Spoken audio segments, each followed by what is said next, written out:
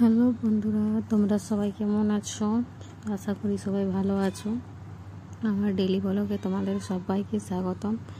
এই দেখো, আজকে শেষ শ্রাবণ মাসের শেষ সোমবার, তাই জল ঢালতে যাব। ওই জন্য সব হচ্ছে, রেডি হচ্ছে। তো আলতা পরছি। আর এই কাপড়টার কালারটা চেঞ্জ হয়ে গেছে ক্যামেরাতে, গ্রিন কালার বলে। ওই জন্য আর আমি বারবার দেখছি কেন ক্যামেরার দিকে, যাতে বলি ক্যামেরাতেই ঠিকঠাক দেখা যাচ্ছে কি না, ওই জন্য ওই ক্যামেরার দিকে বারবার তাকাচ্ছি।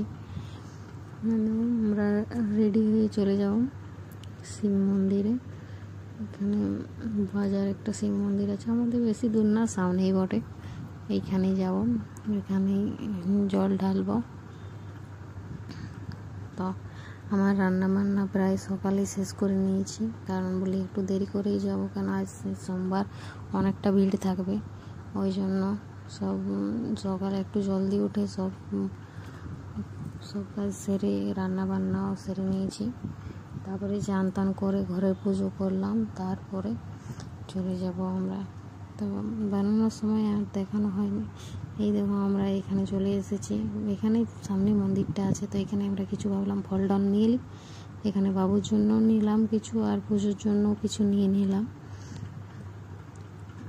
নারকেল ফল টল, ওই জন্য দেখালাম।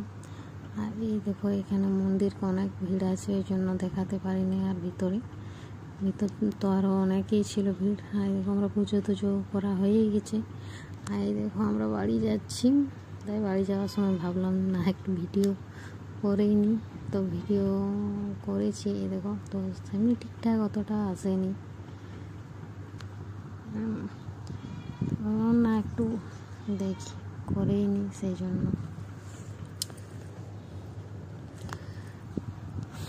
তারপরে বাবুরা বাড়িতে এসে নিয়ে দেখছে যে ওর দিদা ভুট্টা কিনেছে, বাইরে এসেছিলো, তো এটাই বলছে যে আমাকে মা পুড়িয়ে দাও, আমি খাবো।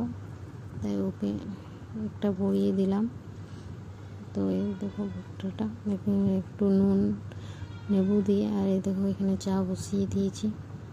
বললো একটু চা নাস্তা খাবো, ওই জন্য একদিকে চা হচ্ছে আর এদিকে ভুট্টাটা পুড়িয়ে দিচ্ছি।